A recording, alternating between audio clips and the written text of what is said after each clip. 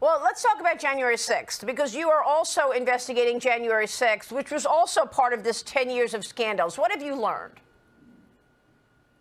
Well, again, Attorney General Pam Bondi let us loose on this, and there's a group of us working on January 6th. What we've learned is that the federal government, the Department of Justice, but other aspects, targeted these citizens. They basically turned government on to make the hoax work. So I'm not talking about somebody that pushes a cop. That's a charge you can look at and charge. I'm talking about that the FBI and others were putting American citizens on terrorism watch lists. They were auditing their IRS tax returns. They were targeting the American people. They were taking massive amounts of resources and moving them from fighting, child trafficking and fighting real corruption and saying we have to move everybody to look at the Capitol siege. It was a political hoax that was driven by Garland, Lisa Monaco, and others. And what, again, Attorney General Bondi has said is get to the bottom of it. Some of it may not be illegal, but it's some of the worst. In federal prosecutor world, we think about the importance of that role. There's a guy named Robert Jackson, who is the prosecutor guy.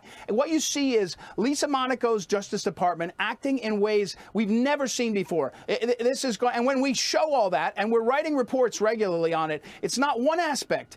The federal court system was used in a way. The jails were used in a way to punish people that was it's foreign. They didn't do this to the terrorists after 9/11, and they were doing it to American citizens. So that's a fulsome investigation on January 6th, and it will make clear the hoax, which is really the 2020 election hoax. We were told we couldn't talk about it because of January 6th, and the whole thing is falling apart, Maria, and it's going to get to the bottom, and the players are always the same. It's always the same. The same people on December 9th, 2016, in the Situation Room in Obama's White House are playing the same game all these years. That's unbelievable. Real quick, what about the January 6th committee? Did they destroy evidence? Is there criminality there?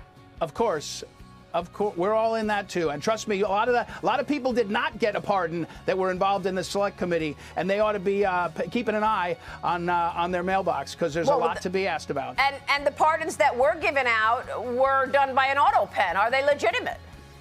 Well, I'm the pardon attorney, so I'm in that too. I can tell you we're investigating how the pardons were granted. It was not like anything in the history of America what not Joe Biden, his staffers did, not just with the auto pen, but with faking him out on the memos. More to come, Maria. I'm telling you, Pam Bondi has let us loose, and when this comes out, it'll take the whole of these people's hoaxes down, and we're doing it bit by bit, and it's fantastic. It's a great privilege.